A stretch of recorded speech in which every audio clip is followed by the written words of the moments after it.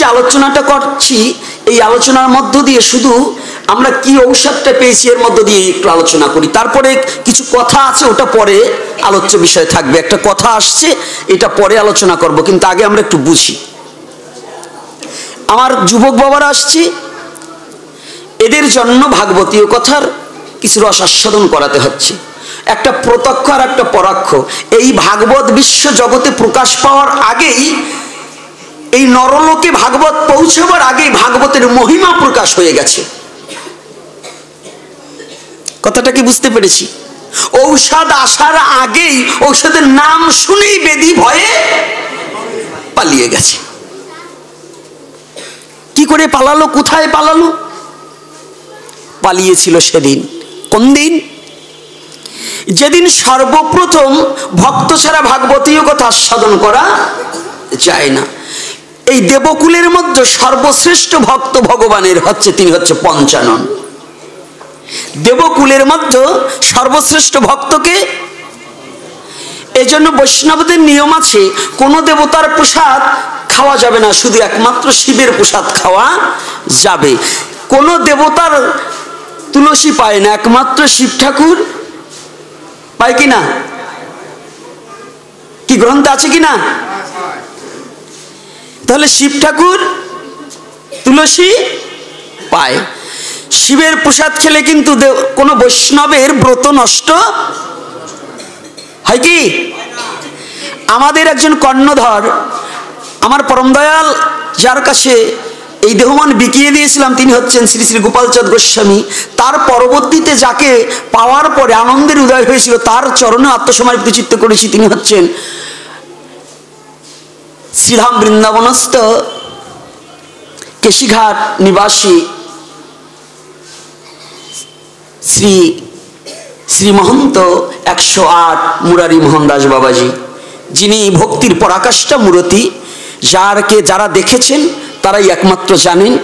তিনি যদি আজ বৃন্দাবন থেকে আমাদের ফাঁকি দিয়ে যদি তার লীলা সম্বরণ করেন, এই বাঙালি জাতির জন্য অনেক কষ্টকর হয়ে যাবে। যে সেবায় এত নিষ্ঠা বৃন্দাবনে আর কোনো মন্দিরে, মঠ মন্দিরে এত সেবা নিষ্ঠা নেই। তো এখন যে কথাটা আমি আসছি, এনাদের মতো পরম বৈষ্ণবজনরা, এনারা যে আমাদের যে তত্ত্বটাকে উপলব্ধি করিয়েছেন, সেই তত্ত্বটাই মুরারি দাস বাবাজিও কিন্তু অন্তত প্রায় দিনই আমার শিবের মাথায় গোপেশ্বর শিবকে জল ঢালতে যেতেন। জয় নিতাই গৌর হরি বল। এত ভক্তির পরাকাষ্ঠা, তারপরে যেতেন, বলতেন ইন্দ্রা হচ্ছেন, শিব ঠাকুর হচ্ছে ধাম রক্ষক, নাকি চাকলেশ্বর মহাদেব, গোপেশ্বর মহাদেব, ভূতেশ্বর মহাদেব, ইন্দ্রা কি ধাম রক্ষক। তাহলে শিবের প্রসাদ খেলে কিন্তু কোনো বৈষ্ণবত্ব নষ্ট হয় না। তাহলে শিবকে হরিহর অবেতাত্মা, কথাটা খেয়াল করবেন, হরিহর অবেতাত্মা। কিন্তু এই কলির যুগে মূর্তি করা শিবের পুজো নিষিদ্ধ আছে। এই যে আমরা শিব ঠাকুর যেমন বিগ্রহ বানিয়ে রেখেছি না, এইটা কলির যুগের সেবা পূজার বিগ্রহ নয়। কলির যুগে শিব পূজার বিগ্রহ হচ্ছে একজন করতে পারে, সে হচ্ছে লিঙ্গ শিবের পুজো। আর দ্বিতীয়তে হচ্ছে পঞ্চতত্ত্বের মধ্যে যে অদ্বৈত ঠাকুর আছে তার চরণে তুলসী দিলেই হয়ে যাবে। জয় নিতাই গৌর হরি। কথাটা কি বুঝতে পেরেছি? পঞ্চতত্ত্বের মধ্যে অদ্বৈত প্রভু তো স্বয়ং শিব, তাহলে তার চরণে তুলসী দিলে তো আমাদের হয়ে যাচ্ছে। পঞ্চতত্ত্বের মধ্যে 3 জন তুলসী পায়, একজন হচ্ছে শ্রীমান মহাপ্রভু, আর একজন হচ্ছে নিত্যানন্দ প্রভু, আর হচ্ছে অদ্বৈত প্রভু। ভজনের ধারাটা স্টেপটাকে জেনে নিই, তারপরে যাচ্ছি। এই শিব ঠাকুর ভজনে এত তীক্ষ্ণ, যার শিব তত্ত্ব যে না জেনেছে সে কোনোদিন বৈষ্ণব হতে পারবে না। ভালো করে জেনে যান, শিব তত্ত্ব যার অবগত না হয়েছে সে কোনোদিন বৈষ্ণব হতে পারবে না। বৈষ্ণবের মূল তত্ত্বই হচ্ছে শিব তত্ত্ব। এখন শিব তত্ত্ব কেমন? কেউ কেউ ভাবতেছে, যারা আবার শিবের ভক্ত ভাবতেছে তাই তো আমাগরাই ঠিক আছে। আবার আর গ্রুপ আছে না, কলকিয়াতে লওয়া গ্রুপ, ওরা বাব্বা নাকছে গুসাই তো বেশ ভালো কথা, কলকিতা আমাকে খাবারই বলছে। কিন্তু তা নয়, এই তত্ত্বটা অবগত হতে হবে। শিব কিন্তু পরম বৈষ্ণব, হরিহর অবেতাত্মা, ভক্ত আর ভগবান এক আত্মা। জয় নিতাই গৌর হরি বল। ভক্ত আর ভগবান এক আত্মা। কোথায়? যারা বদ্রিকায় গিয়েছেন ওই বদ্রিকার মূর্তিখানাই হরিহর অভেদাত্মা।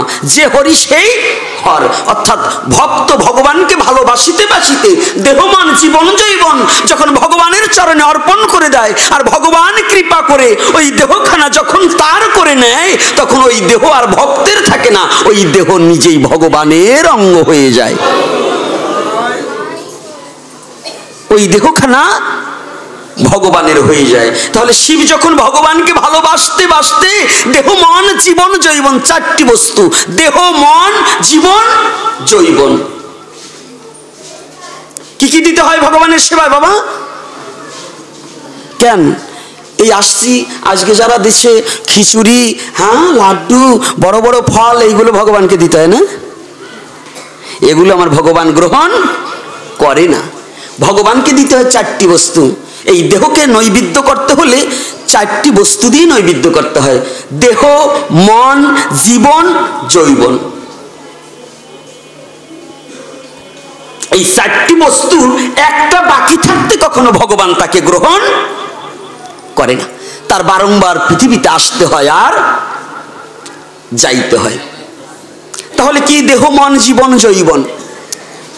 জৈবনও ভগবানকে দিতে হয়। তাহলে যদি জৈবন ফলটা আমি ভগবানকে দান করে দেই, ওই জৈবন ফল তো আর রাস্তাঘাটে কাউকে খাওয়ানো যাবে না এই দুর্বাদর দিয়ে, নাকি? এই যুবক বাবারা ভালো করে বুঝে নাও, আমার সনাতন ধর্মের ভাগবতটা হচ্ছে জীবন চলার সংবিধান। ভাগবত কি? জীবন চলার সংবিধান। পৃথিবীর মধ্যে যদি কোনো গ্রন্থ থাকে মানুষের মনুষ্যত্ব পশুত্ব দূরীভূত করে দিয়ে সঠিক মানুষ তৈরি করার কথা বলার গ্রন্থ, সেটা হচ্ছে সনাতন ধর্মের শ্রীমদ্ ভাগবত আর গীতা। কি কি? যদি বলেন ভাগবত আর গীতা আলাদা বিষয়বস্তু, কোনো বিষয়বস্তু আলাদা নয়। গীতার মধ্যে নেই এমন কোন তত্ত্ব পৃথিবীতে নেই। পৃথিবীতে এমন কোন তত্ত্ব তৈরি হয়নি যে তত্ত্ব শ্রীমদ্ ভগবত গীতার মাঝে নেই। আমি বুঝি না তাই খুঁজি না, আর খুঁজি না তাই বুঝি না। বুঝলে কিছু খুঁজতাম, আর খুঁজলেই কিছু বুঝতাম। কি কষ্ট পাচ্ছেন নাকি? আলোচনা এখানে একটু করব।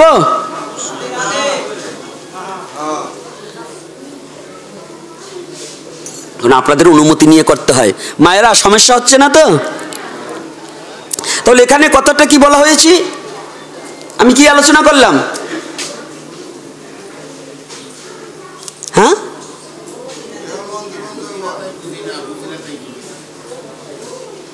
এই তত্ত্বটা কি অবগত করেছে শাস্ত্রে? আমাকে কি বলেছে? যে জিনিসটা দান করে দিয়েছিস, একটা জিনিস চারজনকে কি দান করা যায় বাবা? কি? একটা ফল একজনকে দান করব, ওই ফলটা যদি 4-5 জনকে দান করি তাহলে আমাদের কেমন হয় অবস্থা? আমার দান কি সঠিক জায়গায় পৌঁছায়? পৌঁছায় না। তাহলে কি বলছে? দেহ মন জীবন জৈবন, দেহ এবং মন। তাহলে প্রথম বলছেন দেহ, দ্বিতীয়ত বলছে মন, নাকি বাবা? এক একটা। তাহলে এই দেহটা কি? দেহটা হয়েছে বেধির মন্দির। যার দেহ আছে তার বেদি আছে কি না? আজকে এক মা জিজ্ঞাসা করছে, আমি জিজ্ঞাসা করেছি মা ভালো আছো তো? না বাবা বেশি ভালো না। আমি বলছি আমি তো দেখি তুমি ভালো, তো না বলছো কেন? বলছে সুস্থ না। মানে ওনার আরো ভালো থাকার কত ইচ্ছা। তুমি কর্মটা করছো কি যে এত ভালো থাকবা? তুমি যাকে, যে ভালো থাকলে তুমি ভালো থাকো, তাকে কি জীবনে একদিন ভালো রাখছো? যাকে ভালো রাখলে আপনার সংসারে 5 জন, তার ওই 5 জন মেম্বার থাকতে পারেন, কিন্তু 5 জনই গার্জিয়ান না। একটা সংসারের একজন গার্জিয়ান, তাই না? তো যদি দূর থেকে নিমন্ত্রণ আসে, নিমন্ত্রণ কি সবার কাছে আসে না একজনকে দিলেই সবার হয়? কি হয় বাবা মায়েরা? একজনকে দিলে, মুরব্বীকে দিলে হয়ে যায়। তো এই অনন্ত কোটি ব্রহ্মাণ্ডের জীব সুখে থাকবার চাও, যে সুখে থাকলে অনন্ত কোটি ব্রহ্মাণ্ডের জীব সুখে থাকবে, তারে আমরা কতটুকু সুখী করেছি, এটাই হচ্ছে জানবার এবং বুঝবার বিষয়।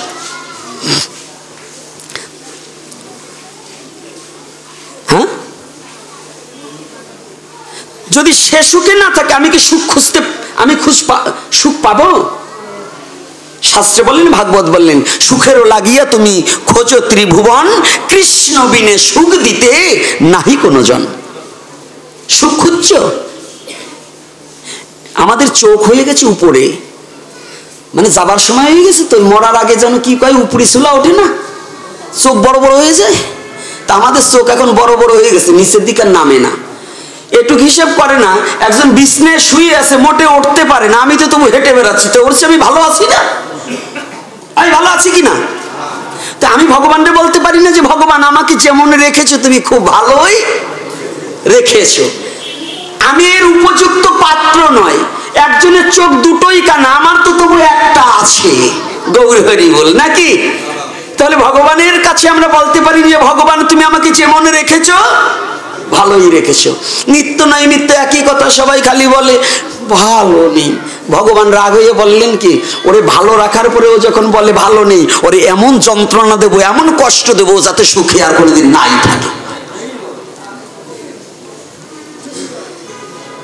আপনাদের বাড়ি যেয়ে যদি আমি গোপীনাথ প্রত্যেক দিনই বলি খাইয়ে আসি নেই, খাইয়ে আসি নেই, জিজ্ঞাসা করছেন গোসাই খাইছেন? আমি বললাম না খাইনি। তাড়াতাড়ি আমার মা ভালো ভালো খাবার দিল, আমি ওই খাবার লোভে আবার যেই বললাম খাই নেই, পরের দিন আবার যেই বললাম খাই নেই, মা বলবে কি ওই হারামজাদা ব্যবসা পাতাই লইছে, আমার ফল পেটা নষ্ট করবো না, সরের খাবার দেওয়া যাবে না। কি আমার কথাটা কি বুঝতে পারি? হ্যাঁ, মা বোঝা যায়? তাহলে আমাদের ভাষাটা থাকতে হবে কি, কৃতজ্ঞতা স্বীকার করতে হবে। ভগবান আমাকে যেমন রেখেছে, ভালো না মন্দ? ভালোই রেখেছে। তাহলে আজকে আগে দিতে হবে দেহ। দেহটা কি করে দিতে হবে? হে গোবিন্দ, আমার এই জড় পদার্থ দেহখানা আজ হইতে আমি তোমার চরণে সুপে দিলাম, তুমি কৃপা করে নৈবেদ্য রূপে একটিবার গ্রহণ করে নাও। বলো প্রভু, এই বিশ্ব জগতে তোমাকে দিবার মতো জগতের মাঝে আমার কি আছে, আর আমি তোমাকে কি দেব? একটিবার ভেবে দেখেছেন? আপনি রাধা গোবিন্দের ভোগ সাজিয়ে, এই এই খোকা, বাচ্চার সাথে কথা বলো ওখান থেকে, যে কথাটা কি বুঝতে পেরেছেন? গোবিন্দর ভোগ সাজিয়েছেন ফল দিয়ে। ওই বৃক্ষটা কি আপনি সৃষ্টি করেছেন? কি আমার? আচ্ছা, ফলের উপরে একটা তুলসী পাতা দিয়েছেন, এই তুলসী বৃক্ষটা কি বাবা আমি সৃষ্টি করতে পেরেছি? তাহলে এটাও তো আমার না। তবে যদি এই পরের বৃক্ষ, এই তুলসীটাকে চয়ন করতে ছিঁড়তে গেলে এই বৃক্ষটা ব্যথা পায়নি? পাইছে কি না? তো অন্যকে কষ্ট দিয়ে নিজে আনন্দ পাওয়া, এটা কি ধর্ম? এই সাধুরে ভালোভাবে বুঝছেন আজকে, কিন্তু আজকে সাধুকে একটু পাইনেট করবো। সাধুরা তো খালি পরের বাড়ি যাই কই একটা তুলসী দাও, একটা তুলসী দাও, ভগবানের চরণে তুলসী দাও, ভগবানের চরণে তুলসী দাও। ভগবান যে তুলসী দিবার বলছে, তুলসীটা কি চিনি জীবনে? এই বৃক্ষটারও তো প্রাণ আছে, আছে কিনা বাবা? আমার স্বধর্মে অর্থাৎ সনাতন ধর্মে বিশ্বাস করে যে বৃক্ষ তারও যার জীবন আছে সেই জীব, শুধু দেহের পরিবর্তন নাকি বাবা? দেহটার পরিবর্তন। ওর মধ্যে এই বৃক্ষরূপেও আমি একদিন ছিলাম, কি ছিলাম না? এটা সনাতন ধর্মে প্রমাণ করেছে না? তাহলে যদি থাকে, আমার হাতটা কেটে নিলে আমার ব্যথা করবে না? আচ্ছা, তো তুলসীর পাতা ছিঁড়ে যে ভগবানের চরণে দিচ্ছি, তো তুলসী ব্যথা পায় না? পায় কিনা? তো খালি যে তুলসী দেবার বলেন, তুলসী দেবার বলেন, আর যাই অমাবস্যা নাই, পূর্ণিমা নাই, 30 বর্ষ নাই, শনিবার নাই, রবিবার নাই, খালি পাতা ছিঁড়বার পারলেই বাসি। কারণ তুলসী পাতা দিলেই ভগবান সন্তুষ্ট, কিনা তো লাগে না, এতেই ভগবান একেবারে আমার হয়ে যাবে না? ওরে বাবা রে, এই তুলসীর যে শাস্ত্রে বলছেন, তুমি ওই পুকুরের জল আনতে তো টাকা লাগে না, সময় লাগে না, ও কিন্তু জল আইনে আর এই তুলসী দিয়ে ভগবানরে দেবা, এতেই ভগবানরে পাইয়ে যাবা। শাস্ত্রে বললেন এত সহজ নয়। আত্মতত্ত্ব শাস্ত্রে বললেন, গীতা সুরধনী প্রণীতায় বললেন, তোমার তুলসী যদি দিতে হয় একবার মন তুলসী দাও, আর দুপুটা নয়নের জল দিয়ে আমার গোবিন্দের চরণে অর্পণ করে দাও। যদি জগতের মাঝে ভগবানকে দিতেই হয়,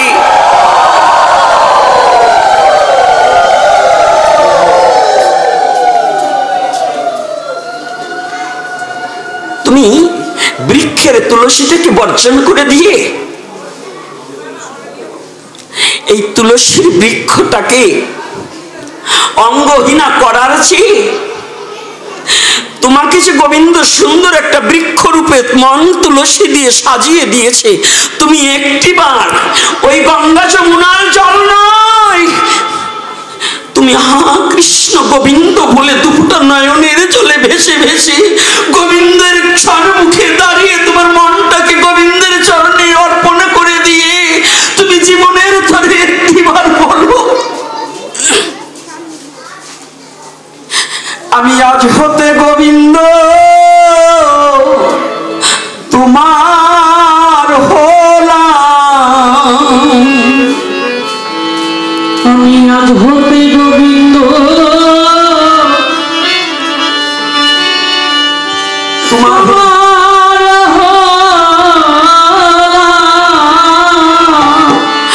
ওরে আমি আজ হতে গোবিন্দ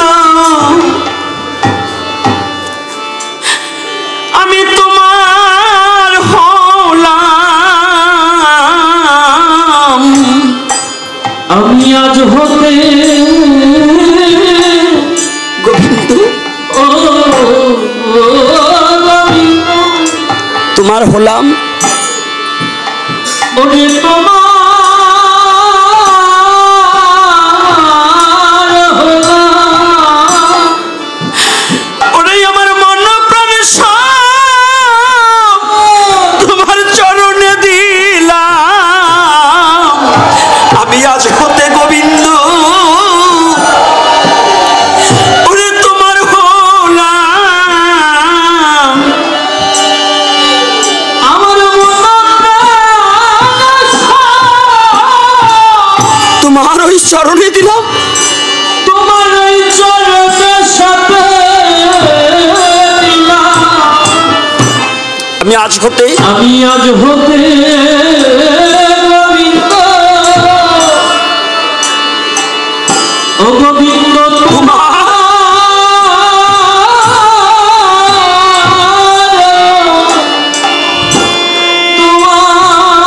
হলাম, ওরে আমার মন প্রাণ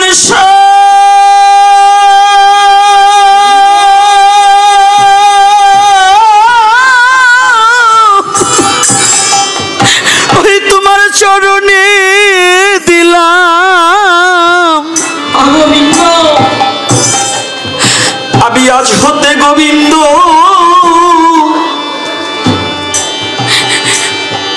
ওরে তোমার হলাম, আমার মন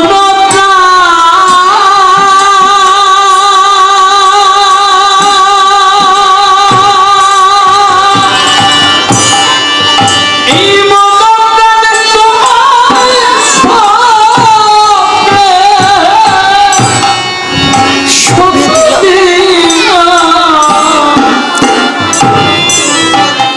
আমি আজ হতে গোবিন্দ ও গোবিন্দ তোমার হলাম, তুমি একবার কৃপা করে আমায় ওরে গ্রহণ করো, একবার কৃপা করে গৌর হে জয় নিতাই গৌর হরি বল,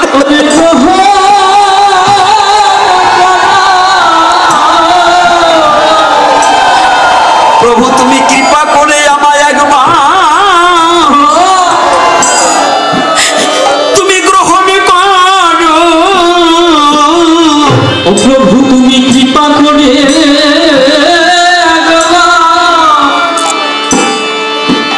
ওরে গ্রহণ করো, ওরে জগতে আমার কিবা আছে আর আমি তোমায় কিবা দিব, একবারে কৃপা করে তুমি আমায় গ্রহণ করো, এই জগতে আমার কি আছে আর কিবা দেব, একবারে কৃপা করে আবার কৃপা করে তুমি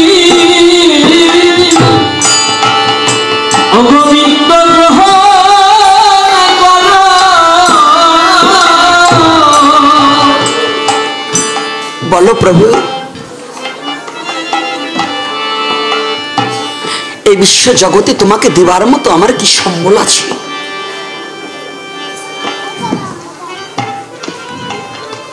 তাল ঠিক রেখে এই বিশ্ব চরাচরে তোমাকে দিবার মতো আমার কি আছে? শাস্ত্রকার নরোত্তম দাস ঠাকুর মহাশয় তিনি পিছন থেকে পর্যবেক্ষণ করলেন, আমার একমাত্র সম্বল ওরে নয়নেরই জল, তাও তো শুকাইয়া গেল। আমার একমাত্র সম্বল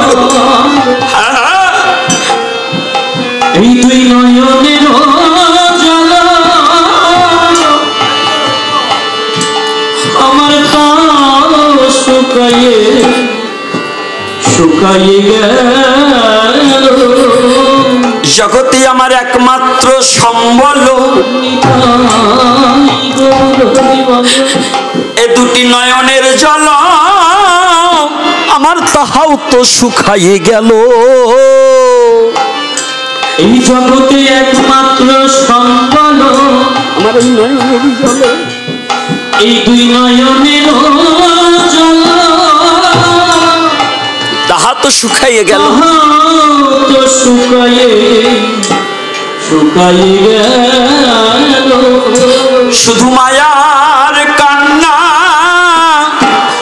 ওরে কেঁদে কেঁদে, শুধু মায়ার কান্না কেঁদে কেঁদে, জীবনে আমি কাঁদি নাই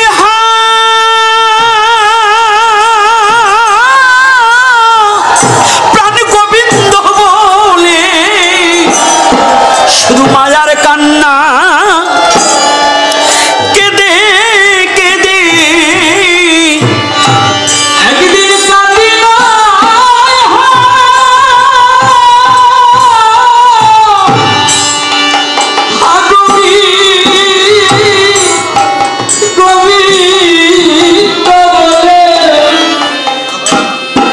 ওরে শুধু মায়ার কান্না কেঁদে কেঁদে, ওরে কেঁদে কেঁদে, গোবিন্দ হে তোমাকে যা দেওয়ার তা তো কিছু দেইনি, শুধু পরকে দিয়ে পরমেশ্বর ভজন করছি, কিন্তু আমাকে দিয়ে আমি পরমেশ্বরের ভজন করছি না, শুধু পরকে দিয়ে পরমেশ্বর ভজন করছি। তুলসীও আমার আপন নয়, ওই নদীর জলও আমার আপন নয়, আমি পর দিয়ে পরমেশ্বরের সেবা করছি, কিন্তু আমাকে দিয়ে আমি গোবিন্দ সেবা কবে করলাম? বলো বলো সেই দিন আমার কবে হবে? সেই দিন আমার জগতে কবে হবে? ওরে বলো একবার ভক্তগণ, সেই দিন আমার জীবনে কবে হবে? ওরে বলো বলো সেই দিন আমার কবে কবে হবে? ওরে আমার দেহ বিকাইব গোবিন্দের চরণ তলে, ওরে সেই দিন আমার আর কবে হবে? আমার এই দেহ বিকাইব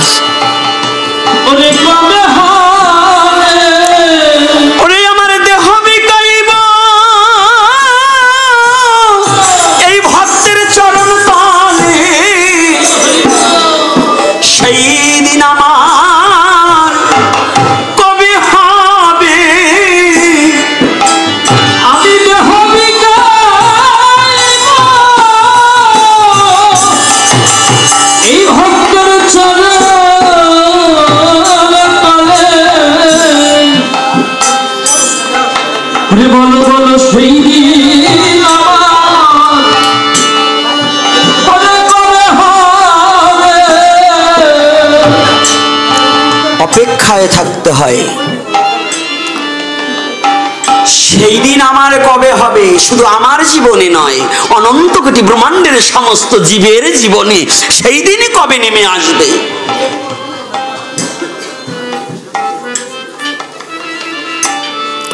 সবার জীবনে ঘোর অন্ধকার নেমে আসতে পারে, কিন্তু আলোক ধাম নেমে আসা বড় কষ্ট। অন্ধকার সবাই জানি আমার মৃত্যু হবে, নাকি বাবা? জন্মেছি, মৃত্যু অবধারিত, মৃত্যু আমার ঘরের সম্মুখে সবসময় দাঁড়িয়ে আছে। কিন্তু আমাদের জীবনে জেনে রাখা দরকার, মৃত্যু হবে, সেটা মৃত্যুর ভয় দেখিয়ে লাভ নাই। ভয় করলেও মৃত্যু হবে। এই ওঠো,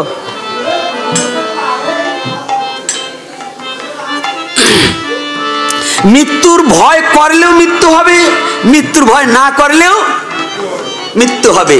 কিন্তু জীবনে জিজ্ঞাসা, জীবন জিজ্ঞাসা হচ্ছে এটাই, আমার জীবনে ভজন কবে হবে? আমার জীবনে ভজন কবে হবে? এটাই জীবন জিজ্ঞাসা। মৃত্যুকে নিয়ে আমি ভয় পাই না, কারণ অবশ্যম্ভাবী, মৃত্যু অবশ্যম্ভাবী, জন্মিলে তার মৃত্যু অবধারিত হবে। কিন্তু আমার জীবনে আমি যে এসেছি, আমার যে ভজন করতে হবে, আমার সেই ভজনটা কবে হবে? এটাই জানবার একান্ত আত্মপরিচয়। জীবের আত্মপরিচয় হচ্ছে ভজন জানা। জীবের আত্মপরিচয় কি? আমি দাস, কৃষ্ণ প্রভু, দাস হয়ে প্রভুর সেবা। এটাই হচ্ছে জীবের আত্মপরিচয়। জীবের আত্মপরিচয় হচ্ছে নিজে দাস হয়ে প্রভুর সেবা করা। তাহলে আমার জীবনে প্রভুর সেবা কতটুকু ঘটলো, এটা জানবার অভিপ্রায় আছে কিনা বাবা? এটা প্রতিটা জীবের প্রশ্ন থাকা কর্তব্য কিনা? আত্মজিজ্ঞাসা। আত্মঘাতী সেই ব্যক্তি, আত্মা আছে প্রত্যেকের মাঝে, কিন্তু আত্মঘাতী সেই ব্যক্তি যে মনুষ্যকুলে জন্মগ্রহণ করে আমার গোবিন্দ ভজন, গুরু গোবিন্দের ভজন করলো না, ওই হচ্ছে আত্মঘাতী।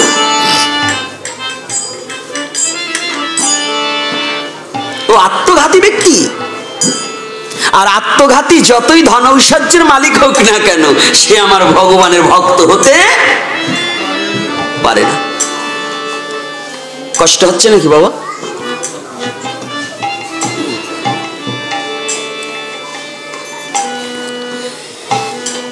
কয়টা পর্যন্ত আলোচনা করব?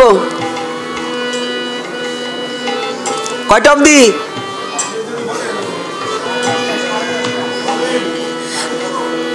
কারণ কি, রাগ করবেন, অনেক দূরে থেকে আমার বাবারা আসছে। আজকে যদি দেরি করে ছাড়ি তাহলে আগামী দিন ওরা আসবে না, বলবে গোসাই বেশি লোক ভালো না, কারণ উনি অনেক লম্বা করে কথা বলে।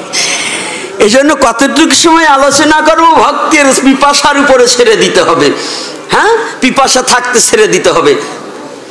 তাহলে তবে একটু কথা না বলেও তো ছাড়া যায় না। আপনাদের একটু দোষ আছে, তার চেয়ে বড় দোষ আমার। অর্থাৎ আমার দোষটা হয়েছে আমি ঠিক সময় আসছিলাম, কিন্তু আপনারা যদি একটু আগে এসে পঞ্চতত্ত্বটা শুরু করতেন, আমি 8টায় কিংবা 7:30টায় বসাইলেও আমি বসতে পারতাম, নাকি? কিন্তু আপনারা যদি একটু পিছনে আসেন তাহলে তো আমার এই মনের ব্যথা নিয়ে যাইতে হবে। পাঠ এবার 2 দিন। এই 2 দিনে কত কথা বলবো বলুন? প্রশ্ন আসছে, এক প্রশ্নের ভিতরে অন্তত 5টা 6টা, একটার ভিতরে 5-6টা প্রশ্ন আসছে। এইরকম একখান করে মাল আসলেই 7 দিন কাবার। কিন্তু কথাটা কি বলছি, কথাটা বোঝেন নাই। কিন্তু এখন এটার সমাধান দেব না, একটু লীলা রসতা আস্বাদন করার প্রয়োজন আছে, আছে না? তো ধরে ধরে দিব, এইটা দেবো পরে। এইটার ভিতর যা আছে খুব সাবধানতার সহিত খাইতে হবে। তাড়াহুড়া করে খেলে এইটার কিন্তু ক্রিয়া শক্তি পাওয়া যাবে না। আস্তে আসতেছি আমি, যাতে মাথা লইলে কি হবে, তাহলে ঠিক আছে, দিবান ওই জায়গায়। তো এইবার জীবন, দেহ মন, জীবন জৈবন। তাহলে মন হচ্ছে কি? তুলসী। মনটা হচ্ছে তুলসী। ভজনের কৃষ্ণ সেবার যা যা লাগে, আমার কৃষ্ণ এত বড় কারিগর, আমার কৃষ্ণ যে এত বড় সুদক্ষ ব্যক্তি যে আপনার কারো কাছে কিছুর জন্য যাইতে হবে না। কথাটা কি বুঝতে পারছি? আমার কৃষ্ণ এত বড় সুদক্ষ কারিগর, পৃথিবীতে এত বড় কারিগর কোথাও নাই। এটা কি আপনাদের বিশ্বাস আছে কি না? আরে আপনার ফল কিনতে হইলে ফলের দোকানে যাইতে হয়, তাই না? তিল তিল কৃষ্ণ পূজা করবার জন্য কয় ব্রাহ্মণ আই, এই কয় এই কটা তিল তিল আইনো। কৃষ্ণ পূজায় তিল করতে হয় দান, তিল কিন্তু ছিটাইতে হয় না। তিল আর তুলসী একত্রিত করলে হয় পিণ্ডি। এই জন্য তিল তুলসী একত্রিত করে ভগবানের চরণে দান করা যাবে না, একমাত্র শ্রাদ্ধের দিন দান করা যাবে পিণ্ড হিসাবে। তাছাড়া ভগবানকে তিল সেবায় দান করা যাবে এবং দানে তিল দেওয়া যাবে, কিন্তু এই যে ছিটাবার তিল দেওয়া যাবে না। দুই সাইডে না বললে তো আবার আপনারা অনেক সময় অনেক কথা থাইকে যাবে বাকি। তো এইবার দেখুন, যদি আপনি তিলও দেন, বলছে তিল কিভাবে দেবে? তুমি তিলে তিলে কৃষ্ণ কথা স্মরণ করো, তাহাতেই তিল দান হয়ে যাবে। জয় নিতাই গৌর হরি বল। ওই দোকানে গিয়ে তিল কিনে আনতে হবে না, তিলে তিলে মানে প্রতি সময়ে সময়ে সেকেন্ডে সেকেন্ডে পলে পলে শুধু কৃষ্ণ কৃষ্ণ কৃষ্ণ। জয় নিতাই গৌর হরি বল। আপনারা কি কষ্ট হয় নাকি আমার কথাটা বুঝতে? ও মা, কষ্ট হয় মা? তাহলে এখানে কি বলছে? আপনারা কৃষ্ণ সেবার জন্য থালা কেনেন, ঘটি কেনেন, বাটি কেনেন, কিন্তু আপনার বাড়িতে এত সুন্দর কারিগর সবকিছু জোগাড় করে দিল, তা দিয়ে একদিনও পুজো দিলেন না। ওইটা জং পড়ে গেছে, নষ্ট হয়ে গেল, মরচাই ধরে ছিদ্র করে দিল, তথাপি ওটাকে মেজে ঘষে একটু ঠাকুর সেবায় লাগানো কি হয় বাবা? ও মা, হয়? তাহলে এখানে কি নাই বলুন তো? তুলসী দিলেন, তুলসী পবিত্র করার জন্য ভগবান কি সুন্দর গঙ্গা যমুনা দুফুটা নয়নের জল দিয়ে দিয়েছে। জয় নিতাই গৌর হরি বল। আরে ভারতের গঙ্গা যমুনা লাগবে না, ও ছাতা যেতে টাকা লাগে, বর্ডারের পাসপোর্ট করতে হয়। আর আমার ভগবান পাসপোর্ট দিয়ে দিয়েছে। এই পাসপোর্টটা বডি পাস, অর্থাৎ 3.5 হাত একখানা পাসপোর্ট তৈরি করে দিয়েছে। এই পাসপোর্টের মধ্যে সব লেখা আছে, আছে কি না? বিশ্বাস আছে তো? তাহলে সব দিয়ে দিয়েছে। নিজের ঘরের মাল থাকতেও পরের জায়গাতে ঘুরিয়ে বেড়ায়।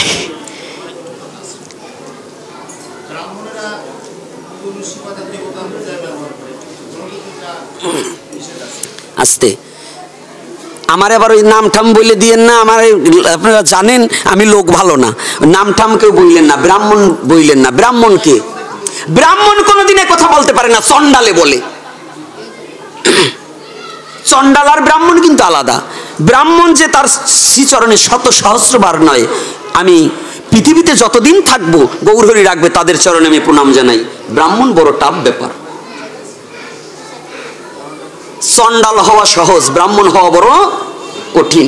ব্রাহ্মণকে হিতাহিত জ্ঞান নাই, তার এবার ব্রাহ্মণ বলা চলে নাকি? কোনটাই হিত হবে কোনটাই অহিত হবে এই জ্ঞান নাই, তারে ব্রাহ্মণ বলে আপনি পা ধুয়ে খাইতে পারেন। যারা জানে তারা খায় না, আমার মতো চন্ডালে খাবে না। কথাটা বুঝেন নাই? কিন্তু প্রকৃত ব্রাহ্মণ যে তার শত সহস্রবার নয়, ওই সংখ্যার মধ্যে প্রণাম করি না, আমি তাকে সশব্দ প্রণতি জ্ঞাপন করি। যতদিন পৃথিবীতে থাকবো তাকে আমি প্রণাম করব। আর কিছু বলবো না। ওদিকে আগামী দিন সকালে সকালে আসবেন, আগামী দিন যদি 2টো বাজান আমি 2টো পর্যন্ত থাকবো, কিন্তু আজকে থাকবো না। এই জন্য ওদিকে যাব না। তাহলে আজকে কি? দেহ মন জীবন যৌবন, জীবনও দিতে হবে। আমি বেঁচে থাকবো কতক্ষণ বাবা, এর কোনো লাইফ গ্যারান্টি আছে নাকি? এইখানে যতজন আছেন কেউ বলতে পারবেন যে আমি এতদিন বেঁচে থাকবো? যদি না থাকতে পারে তাহলে কি আমি ভজন করব কি 5 দিন পরে, না এখন থেকেই শুরু? কোনটা? শাস্ত্রে বললেন, রামায়ণ বললেন, আজ যা করবি তাহা করো এখন, কাল যা করিবি তাহা করো আজ।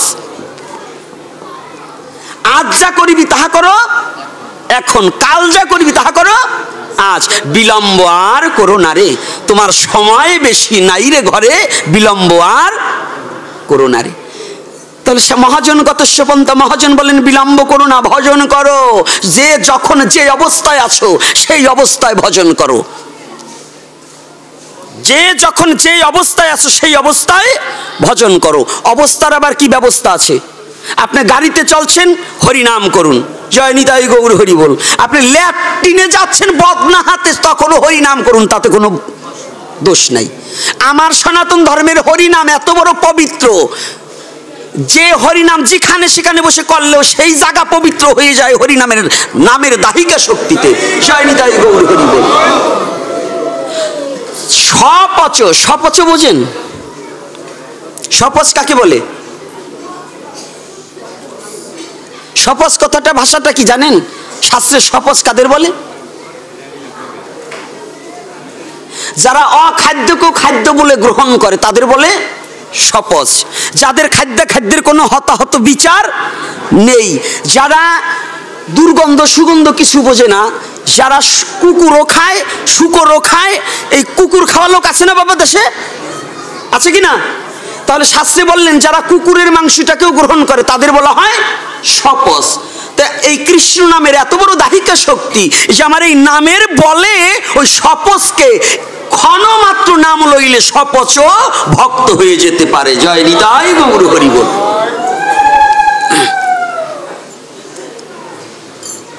আর এই হরিনাম আমরা বলি কি কালাকাল বিচার, ও করা যাবে না, সে করা যাবে না, এই ওষুধ পড়লে করা যাবে না, অমুক করলে করা যাবে না, কি এটা বলি কি না? আপনাদের মধ্যে আছে না জ্ঞাতি ওষুধ একজন বংশের একজন হলে পরে 1 মাস যাদের ওষুধ সেই 1 মাসের মধ্যে ভগবানের সেবা দেয় না? আছে না? কাপড় একটা দিয়ে ডাকি রাখে না? ওরে মূর্খতা রে, আস্তে কথা বলবেন না, আপনারাই তো ইয়ে করেন। আজকে থেকে ভালো করে জেনে নেন, যদি কেউ বাস্তব শাস্ত্র না দেখাইতে পারলে আমি তা মানি না। কৃষ্ণ ভজন কোন বেদ বিধানে নাই, কোন বেদে কৃষ্ণ ভজন দেওয়া নেই। চ্যালেঞ্জ, কোন বেদ কৃষ্ণ ভজন গৌর ভজন দিতে পারেনি। কৃষ্ণ ভজন আর গৌর ভজন হচ্ছে একমাত্র ভক্তিতে হয়। কোন বেদের মীমাংসায় বেদের মন্ত্রে কখনো কৃষ্ণ সেবা পূজা হয় না। বেদে কৃষ্ণ সেবার মন্ত্র নেই, কৃষ্ণ পূজার মন্ত্র কোনো বেদে নেই। যদি কোনো ব্রাহ্মণ করে ওটা হলো ব্যক্তিগত পেট বানানো কথা, মন গড়া কথা, ওটা কিন্তু কোনো শাস্ত্রীয় সিদ্ধান্তের মধ্যে নয়। আপনি দেখবেন শাস্ত্রের মধ্যে সব জায়গায় আছে একমাত্র নয়ন জলেই ভগবান সন্তুষ্ট হয়ে থাকে।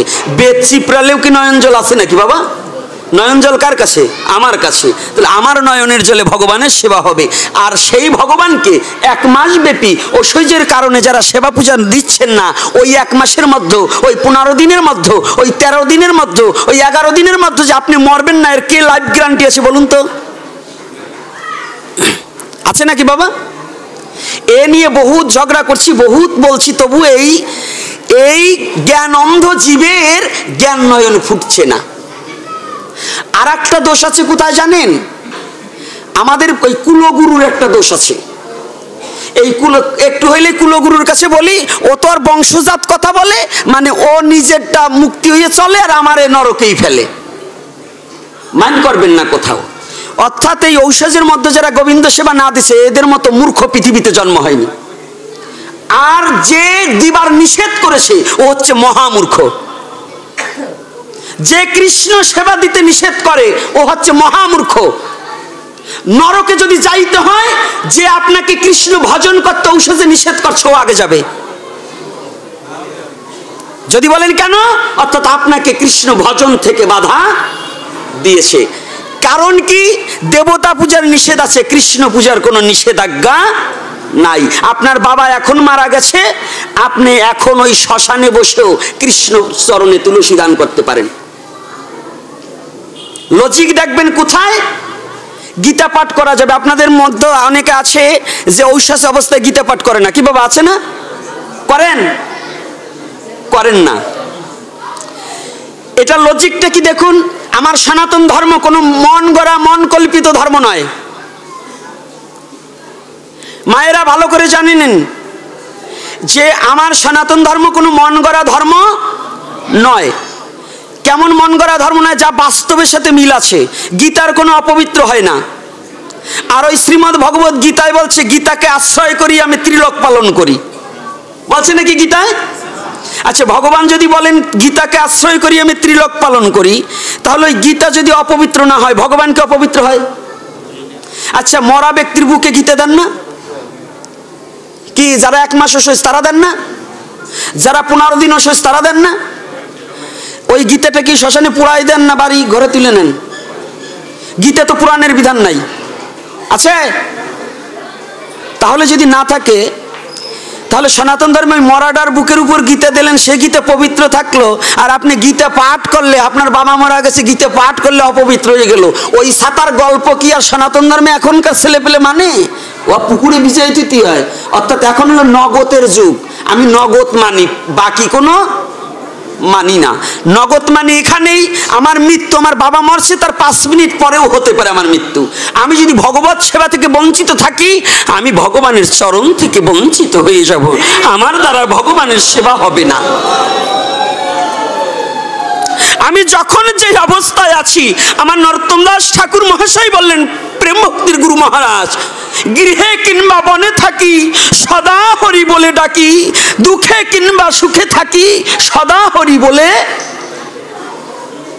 ডাকি। কি আছে নাকি বাবা? আচ্ছা, মরবার সময় কৃষ্ণ নাম দেন না? দেন কি না? লাস্টারে যখন শ্মশানে নিয়ে যান তখন কৃষ্ণ নাম করতে করতে নেন না? তো হরিনাম অপবিত্র হয় নাকি? বলেন কি, করেন কি, আর শিখান কি? এইটাই হলো দুঃখ। গীতা শ্মশানে মরাডার বুকের উপরে দিলেন, এমন ব্যক্তিরে গীতা দান কিছু কিছু লোক, ও জীবনেও গীতা পড়ে নাই, জীবনে গীতা পাঠ শোনে নাই, জীবনে গীতা ছয়ও নাই, ওই দিয়ে মরবার সময় এখন গীতা দেয় বুকের উপর। ওরে ধর্ম রে, কি এরকম আছে না? মরার পরে দেশে তাজা থাকতে দেয় নাই, ওই মরার পরে 5খানি ইট উঠোই দিলেও কিছু হয় না। জীবিত থাকতে গীতাকে যে ভালো না বাসে, মরার পরে তার বুকে গীতা দিতে নেই। কি রাগ করছেন নাকি আপনারা? কথা আসলে তো বলতে হয় নাকি? জয় নিতাই গৌর হরি বল। আর আস্তে আস্তে মীমাংসা দেব, কথা বলবেন না, মীমাংসা দেব। গীতা যে পড়তে পারে না সে শ্রবণ করবে, শ্রবণাম, এটা সনাতন ধর্ম, শ্রবণেও মঙ্গল। আর এটা সনাতন ধর্ম, আপনি খালি একা শুনলে না, আপনি যাকে শোনাবেন তারও মঙ্গল। তাই কোথায় সেই কথাটা বলবার জন্য এত সময় আলোচনা করে আসছি, মেন কথাটা রাইখে দিছি। কারণ তরকারি আনলেই, সবজি আনলেই তরকারি হয় না, তাকে বানাতে হয়, ধুইতে হয়, পরিষ্কার করতে হয়, তারপরে রান্নার উপযোগী করে রান্না করলে খাওয়া যায়। তো ভাগবতী কথা এখানে প্রসেসিং না করে আপনাকে দিলে পরে এই ভাগবতী কথা আপনার মুখে স্বাদ লাগবে না। আর এই ভাগবতী কথাটা রস দিয়ে, গল্প দিয়ে, দর্শন দিয়ে যখন আপনাকে বুঝিয়ে দেব, তখন বলবেন সনাতন ধর্মের কথাগুলো চিরন্তন বাস্তব। নাকি বাবা? খালি পড়লাম, পড়লে কাজ হবে? সংস্কৃত বুঝার মতো লোক কয়জন আছে বলুন? যারা পড়ে তারা বোঝে। সংস্কৃতে কথা বললে বসবে না, কিন্তু ওই শ্লোক কটা যে কটা আমি পড়ছি ওই কটাই আমার, ওইগুলোই আমার মুখস্থ আছে নাকি? তাহলে এইখানে বললেন দেহ মন জীবন জৈবন, জৈবনটাকেও দিতে হবে কার চরণে? ও মায়েরা বাবারা, কার চরণে দিতে হবে জৈবনকে? ভগবানের চরণে, তাই না? আমাদের জৈবনটা কি ভগবানের চরণে দেই? কারা কারা দিয়েছেন একটু হাত তুলুন তো। মিথ্যা কথা। আমার প্রাকৃতিক জগতে যখন 9 বছর বয়স তখন দীক্ষা নিয়েছি, তাও আমি পারি নাই।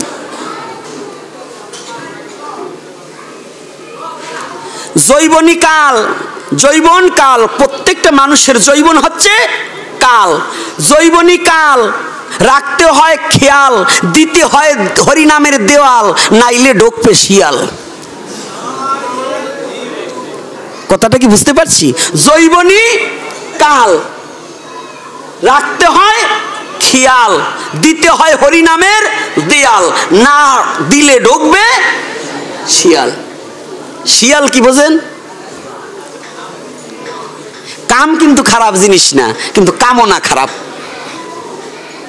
কাম কিন্তু খারাপ না, কাম বস্তুটাই কৃষ্ণ সেবার একান্ত দ্রব্য, কিন্তু কামনা কৃষ্ণ সেবার বস্তু না। তো এখন আমার বাবার হাত তুলছে, কে পোলাপান এটা দুটি হয় নাই, তাহলে আমার জৈবন পূর্ণাঙ্গ গোবিন্দ সেবায় দিতে পারি নাই। রাগ করেন না কিন্তু আবার কেউ। কারণ আমার পুণ্য দেহটা একমাত্র পুণ্য ছিল দেবতাদের মধ্যে চেয়েও পুণ্য হইতে পুণ্যতর একমাত্র সুখদেব গোস্বামী প্রভুপাদ।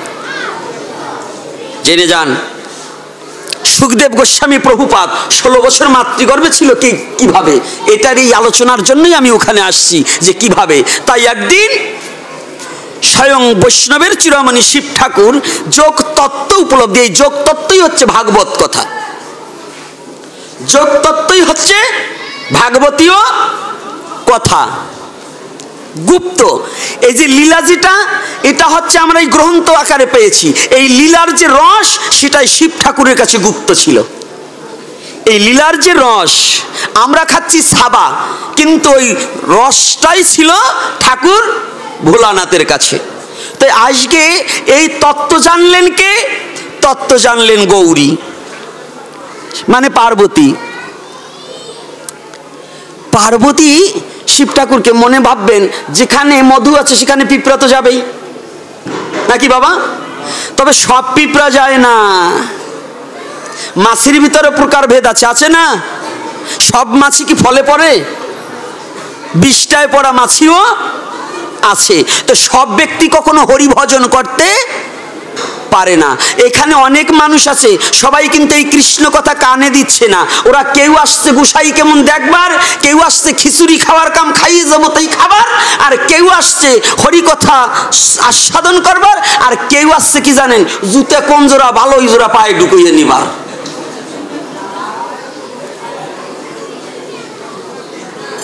আছে কিনা বলুন? কথা মিথ্যা বলছি? সবাই এক ধরনের নয়, মাছের ভিতরে প্রকারভেদ আছে, মক্ষিকা। তো এইবার পার্বতী বলছে শিব ঠাকুরকে, ঠাকুর আমার মনের বড় বাসনা তোমার কাছে যোগ তত্ত্ব শুনবো, আমার পুরাও বাসনা। এই যে মাঝে মাঝে ধমক দেই, আপনারা ভাবেন যে গোপীনাথের রাগ বেশি, ভাবেন না? পথে যাবার সময় বলেন এই গোসাই একটু চেতা বেশি, কিন্তু এই চেতাটা আমার জন্য না। ভাগবতীয় কথা বলতে হলে নীরব স্থান না হলে ভাগবতীয় কথা বলা যায় না। এই আপনাদের এখানে সমস্যা হলে, এখানে এর আগেও পাঠ করেছি, দেখা যায় খালি আসা যাওয়া আর এই কথা বলা। ভাগবতীয় কথা যেখানে হবে কোনো একটা আন কথা হতে পারবে না, তাহলে ভাগবতীয় কথা আমার ভিতর থেকে তিনি করুণা করে বলাবে। আর যখন আন কথা হয় জানা কথাও ভুলে যেতে হয়। এজন্য ভাগবতীয় কথা, ওরে কৃষ্ণ কথা বড় মধুর কথা, শুনিলে যায় জীবের সকল ব্যথা।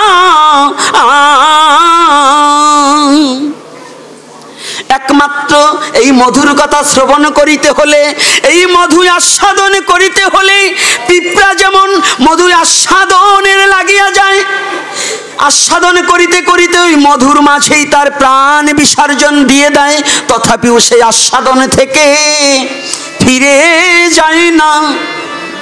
যায় বাবা? পিপিলিকা কি করে? মধু খেতে খেতে মধুর মাঝে মারা যায়, যায় না? তথাপি কি আস্বাদন বন্ধ করে? কৃষ্ণ কথা, ভাগবতী কথা শ্রবণ করতে করতে দেহ মনকে গলিয়ে দিতে হবে ওই হরি নামের মাঝে, তবেই আমার শ্রবণ করা সার্থক হবে। তা আজকে কি করেছে? পার্বতী গিয়ে বলছে ঠাকুর আমাকে যোগতত্ত্ব শোনাও। বলছে এই কলহ ক্যাচকেচির মধ্যে শোনানো যাবে না। কোথায় যাবে? চলো অরণ্যের মাঝে, অরণ্যের ভিতরে যেতে হবে। তো গেছে, গিয়ে বলছে সাধারণ কোনো পাখি যেন এখানে একটা পাখিও থাকতে পারবে না। এই যে বাবাজিরা সনাতন ধর্মের দৃষ্টান্তগুলো দেখছেন, প্রণাম করবার আগে কি করতে হয়? প্রণাম করবার আগে কি করতে হয়?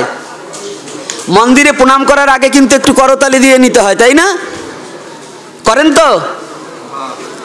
সবাই করে না, প্রণামই করে না অনেক লোক। মন্দির দেখলে প্রণামই করে না। আর মন্দিরে প্রণাম করবে কেমনে? ওর যার যার বাবা মারাই তো প্রণাম করে না, তাহলে আবার ওরা মন্দিরে প্রণাম করবে কি? গোড়াই তো ভুল। শিশু যদি তার পিতা মাতাকে প্রণাম না করে, সে মন্দিরে প্রণাম করা কোনোদিন শিখতে পারে বাবা? ও মা পারে? যে নারী তার স্বামীকেই প্রণাম করে না, সে আবার বাইরে যেয়ে প্রণাম করবে কি করে? আবার এক গ্রুপ আছে ভালো, ওরাই ঘরে যা করুক বা না করুক বাইরে যেয়ে কানতে পারে, ভালো আছে না? এই তো এইবার কি করেছে, যখন তালি মেরেছে শিব ঠাকুর নিজে, যে জানো এই পাখিগুলো সব সরে যাক, কিন্তু সেমতি অবস্থায় সূক্ষ্ম, আত্মাটা সূক্ষ্ম কিন্তু দেহটা পাখি, তার নামও ছিল সুখ, নিদ্রাগত অবস্থায় ছিলেন। হঠাৎ করে পার্বতীকে বলছে যে পার্বতী, আমার এই কথা বলতে হলে মাঝে মাঝে একটু হুহা বইল, কি এটা কি সায় দিতে হবে, কথার সায় দিতে হবে। যেমন আপনাদের কাছে মাঝে মাঝে কথা জিজ্ঞাসা করছি, কেন জিজ্ঞাসা করছি? কোনো পাঠক কিন্তু জিজ্ঞাসা করে না, আমি মাঝে মাঝে জিজ্ঞাসা করি। এর উদ্দেশ্যটা কি জানেন? যাতে আপনারা ঘুমিয়ে না পড়েন। ঘুমিয়ে পড়লে আপনার আসা যাওয়াই সার হবে, কোনো কথা শ্রবণে কাজ হবে না। তো এইবার যখনই বসেছে, আস্তে যায়নি তাই ওটার খোট উঠে গেছে। এইবার কি করেছে বলছে, তা বলছে দেখো ঠাকুর আমি দেব। হ্যাঁ, তো শিব ঠাকুর যোগ তত্ত্ব বলছে। কি তত্ত্ব? যোগ কাহাকে বলে? যোগ কাহাকে বলে? শিক্ষক তো এখানে অনেকেই আছেন, যোগ কাহাকে বলে? যোগ বলা হয় তাকে আলাদা বিষয়বস্তু একত্রিত করা, তাহাকে বলে যোগ। আর একত্রিত বিষয়বস্তু আলাদা করা তাকে বলে বিয়োগ। বিয়োগের সংখ্যা বেড়ে গেলে তাকে বলে ভাগ, আর যোগের সংখ্যা বেড়ে গেলে তাকে বলে গুণ। নাকি মূল ধারা হচ্ছে দুটো, কি যোগ আর বিয়োগ, নাকি অন্য কিছু বলছি? সনাতন ধর্মের লজিকগুলো ভালো করে বুঝুন। যোগ কি বলছে? যোগ কিসে যোগ? শিব ঠাকুর সেই যোগই বলছে যে যোগ শ্রবণ করিলে, যোগের তত্ত্ব শ্রবণ করিলে জীবাত্মার পরমাত্মার মিলন ঘটে, ভক্ত ভগবানের মিলন ঘটে, জীবাত্মার পরমাত্মার মিলন হয়ে রাধা গোবিন্দ মূরতি হয়ে যার দ্বিদলে অবস্থান করে, সেই যোগ তত্ত্ব বলছে শিব ঠাকুর। জয় নিতাই গৌর হরি বল।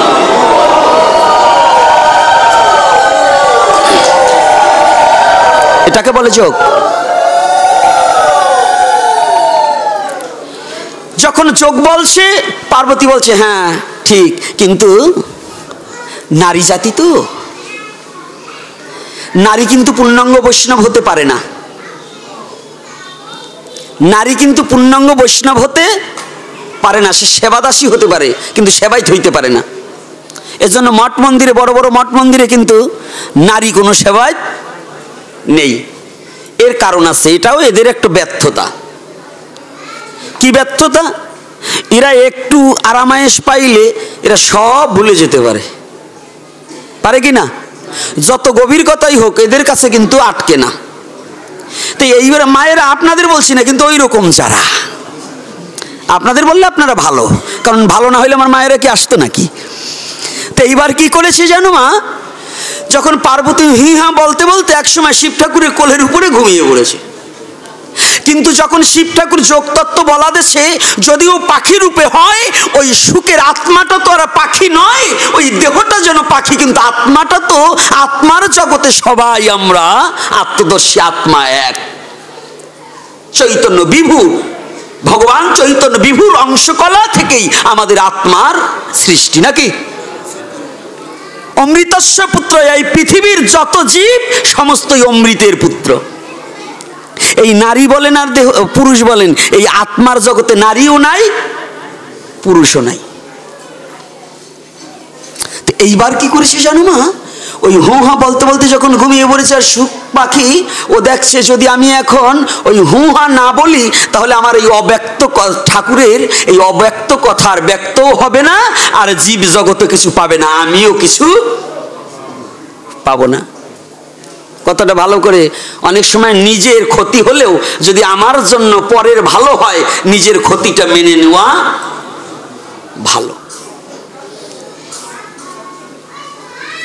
যখনই ভালো হুহা বলছে, হঠাৎ করে যখন যোগতত্ত্ব শেষ হয়ে গেছে, যোগ বন্ধ হয়ে গেছে, এখন ঠাকুর পিছনে নিচে তাকিয়ে দেখতে পায় পার্বতী হরিবোল হয়ে গেছে।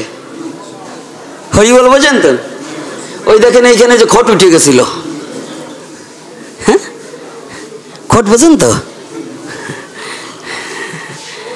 খট উঠে গেছিল। তো এই খটের মতো পার্বতীরও দেখে নাক ডাক শুরু হয়ে গেছে। আস্তে কথাটা খেয়াল করেন, যখন পার্বতীর ওরকম অবস্থা হয়ে গেছে, শিব ঠাকুর মনে মনে চিন্তা করছে, ধাক্কা দিয়ে বলছে, আয় পার্বতী, আরে তুমি যে যোগ শুনতে শুনতে ঘুমিয়ে পড়ছো, তাই এত সময় হুহা বলল কে? সন্দেহ আছে না বাবা? আর ভালো করে বুঝুন যোগ তত্ত্বটা কেমন। আপনারা তো নাম জপ করবার সময় এরকম এরকম তাকান, তাকান না? কি আমরা তাকাই না? কিটা আসলো কি গেল, হরিনাম করবার বসে না এইখানে, ওই রাস্তা দেখে যায়, তাও আমরা একটু ফলো করি। শাস্ত্রে বলছে যোগে যখন বসে তখন চর্মচক্ষু চাওয়া থাকলে তার যোগ হয় না।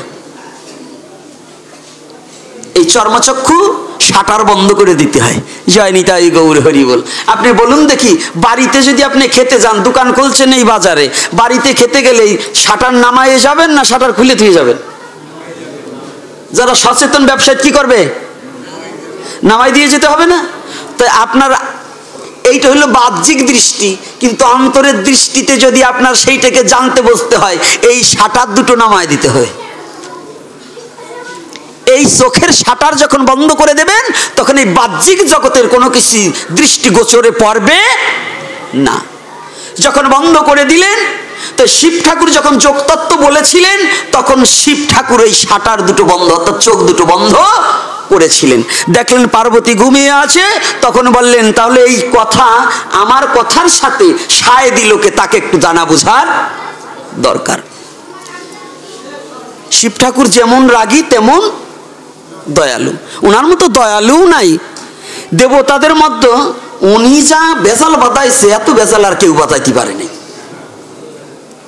আপনি বুঝেন, ওনারে যে একটু ভালোবেসে খালি ওম নমঃ শিবায়, যদি খালি একটা বেলের পাতা মাথার উপর দিয়েছে, তারই বর দিয়েছে।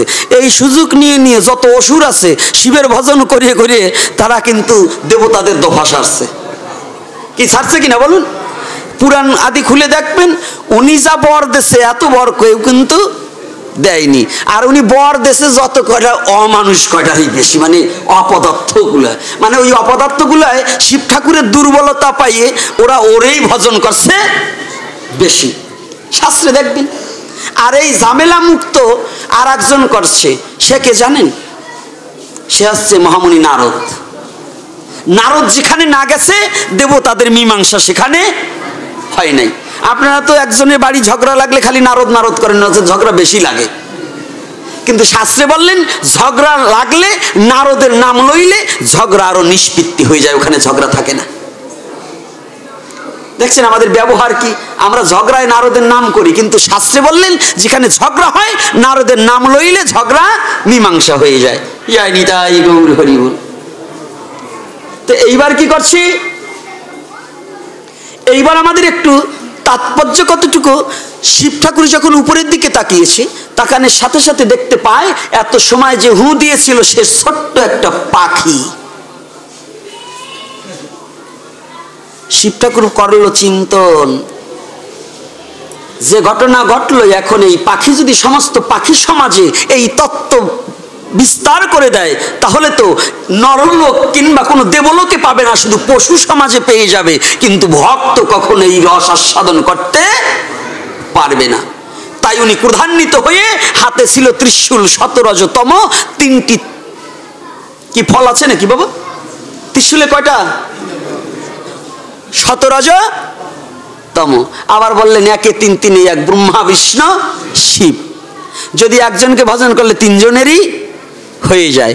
তো এইবার ওই হাতে ছিল ত্রিশূল, ত্রিশূলটাকে ফিকে লাগিয়ে সকে বধ করে আয়। শিবের হাতে ত্রিশূল তো কখনো বাবা রোধ হয় না, ছুটছে পিছনে, আর পাখি সুক্ত যাচ্ছে। এদিকে মহামুনি কৃষ্ণদ্বৈপায়ন বেদব্যাস বহুদিন হইতে দুটি চোখের জলে ভেসে ভেসে সারা জীবন ভরে কাঁদছে, আর বলছে, গোবিন্দ তুমি আমাকে এমন একটি পুত্র পৃথিবীতে দান করো, যে পুত্রের দ্বারা তোমার অব্যক্ত প্রেম লীলা রস আস্বাদন করে বিশ্ব জগতের মাঝে ব্যক্ত হতে পারে। আমাকে এমন একটি পুত্র দাও, যে পুত্র তোমার নামের মহিমা বিশ্ব জগতে প্রচার করতে পারে। কথা বললেই কথা বেড়ে যায়, 5 ঘন্টা পাঠ করলে এই কথা কমে না। আমরা তো ঘড়ি ধরা পাঠক না, আমাদের সময় লাগে হলো বেশি, কিন্তু কি করব, দিবার তো ইচ্ছা করে কিন্তু সময় তো পাই না, সময়ের খুব অভাব।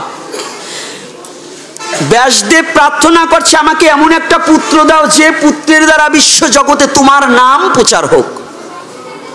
আর আমরা পুত্র দিয়ে কি চাই? চোর বানাতে চাই। কি চোর? আমার ছেলে বড় শিক্ষিত হবে, বড় ম্যাজিস্ট্রেট হবে, বড় অমক অফিসার হবে, তার মধ্যে ভালো অফিসার হবে, চোরাই মাল ধরতে পারবে বর্ডারে, যেন ওদের কি বলে কাস্টম অফিসার না? যদি কাস্টম হয় 15 লাখ 20 লাখ ঘুষ দিয়ে কাস্টম অফিসার বানাবো, কিন্তু ভক্ত তৈরি করব না। যদি কারো ছেলে একটু সাধু হতে চায়, কয় তোর এখন তো বয়স হয়েছে নাকি, বয়স আরে সাধু পরে হ, এরকম মা বাবা আছে কি না? এরা কোনো পিতামাতার দলেই পড়ে না। যদি বলেন কেন? শাস্ত্রে বলছেন, সেই সে পরমবন্ধু সেই পিতামাতা, কৃষ্ণ চরণে যেই প্রেম ভক্তিদাতা। আমার শাস্ত্রে বললেন, যে পিতামাতা সন্তানকে কৃষ্ণ ভজন শিখায় না, সে কোনো পিতামাতার দলে পড়ে না। কি কষ্ট পাচ্ছেন নাকি আপনারা বাবারা? ও মা, কষ্ট হয়? ওইলেও তো বলবেন না, আমিও জানি। তো এইবার যখনই ব্যাসদেব এদিকে সাধনা করছে, ব্যাসদেবের স্ত্রী নাম জানো কি? বিটিকা, আবার ওনার আর এক নাম হচ্ছে গীতাচি, নাকি? দুটো নামেই শাস্ত্রে আছে, বিটিকা এবং গীতাচি। উনি আবার ভগবানের কাছে কাঁদছে, ভগবান আমার এই নারী জন্ম সার্থক হবে যদি তোমার কোন সেবক আমার গর্ভে জন্মগ্রহণ করে। আমা, সনাতন ধর্ম কত বড় লজিক জানো? একটা সন্তান আনার আগেও তিথি নক্ষত্র দিন ক্ষণ মাস ইত্যাদি আছে, আছে কি না বাবা? যদি বলেন কোনটায় আছে, পঞ্জিকায়ও দেখবেন একটা সন্তান আনার জন্য গর্ভধারণ লেখা আছে, আছে কি না? সনাতন ধর্ম কত বড় লজিক জেনে যাও যুবক বাবারা। আর এই বুড়ো কয়টা যার জায়গা যাবার এগুলো গেছে, তোমাদের যা সৃষ্টি করার সময় আছে, এরা সনাতন ধর্মের কি আছে একটু জানো বোঝো। যে মায়েরা এখানে যৌবন আছে তারা একটু জানো বোঝো, সনাতন ধর্ম কি দিয়েছে তোমাদেরকে, আমার ভাগবত কি দিয়েছে। আমার ভাগবত কোনো মরা কথা নয়, আমার ভাগবত হচ্ছে তাজা কথা, যে কথা আস্বাদন করলেই জীবের মঙ্গল হবে, এই কথার অনুশাসিত পথে চললেই জীবের মঙ্গল হবে। সে যেদিকে যান, সংসার করবেন সংসারের মঙ্গল হবে, সন্ন্যাসী হবেন তার মঙ্গল হবে, হ্যাঁ, যে যে পথেই, আদা সন্ন্যাসী আদা গাইরস্থ হবেন তারও মঙ্গল হবে।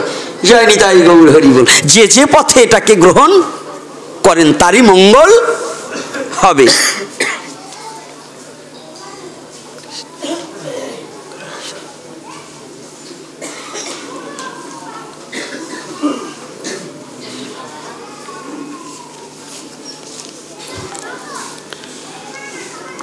জয় নিতাই বলবানি আরো পরে, ওয়া বলবো পরে। জয় নিতাই গৌর হরি বল। তাহলে আজকে যখনই সাধনা করছে, 3 জন ছাড়া কখনো কোনো পৃথিবীতে কোনো মানুষ আসতে পারেনি, মা বাবা আর কে? আমরা উপরের দিকে তাকাই, তাকে বলি অনাদির আদি গোবিন্দ। এই 3-এর অবস্থান ছাড়া কিন্তু কোনো পৃথিবীতে সৃষ্টি হয় নাই। পশুকুলেও জমি, বীজ, কৃপা, কি এই 3 ছাড়া আসছে বাবা? পশুকুলেও 3-এর প্রয়োজন আছে। এদিকে গীতাচি চাইছে আমার গর্ভে সন্তান আসুক, কৃষ্ণ ভক্ত, কৃষ্ণ দ্বৈপায়নে বেদব্যাস চাচ্ছে আমার এমন একজন সন্তান আসুক সে যেন ভগবানের নাম প্রচার করতে পারে।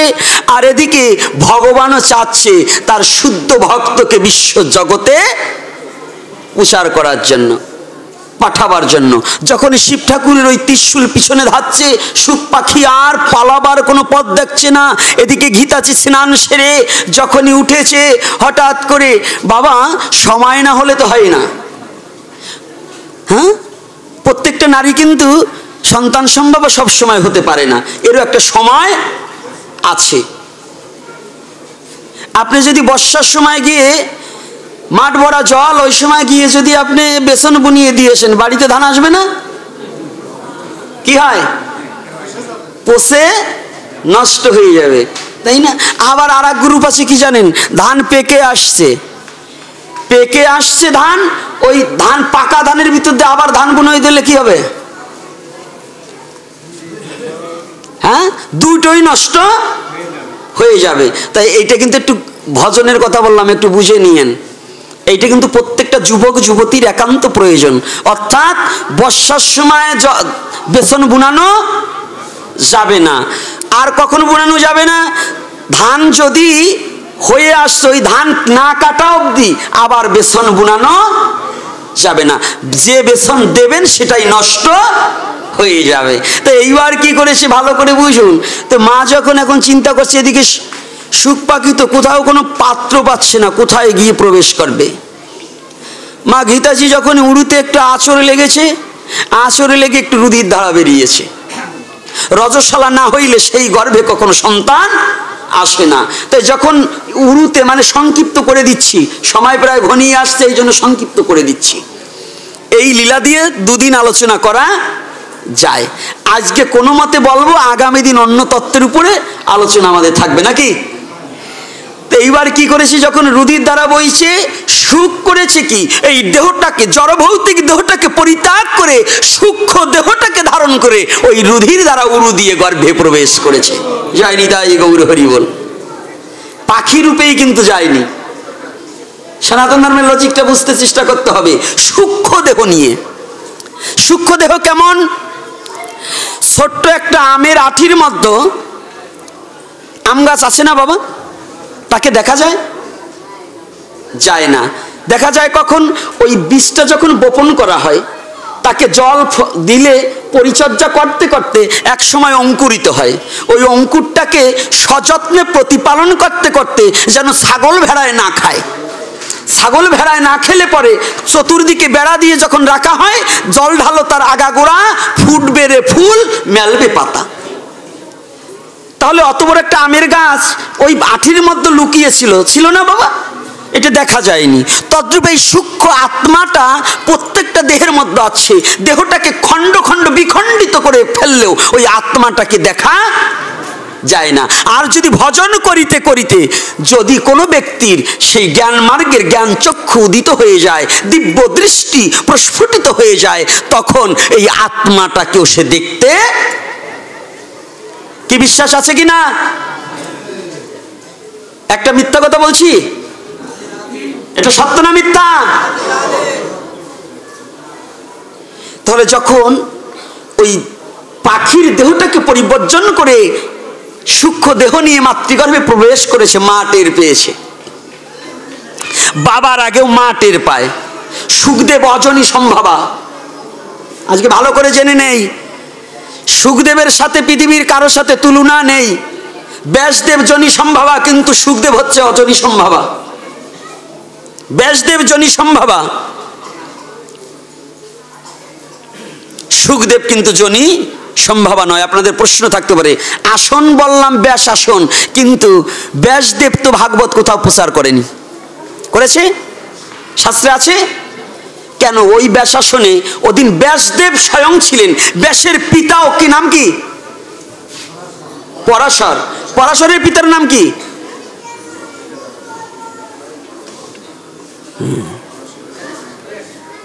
আচ্ছা, যাক, দেখা যাবে না আগামী দিন কি হয়।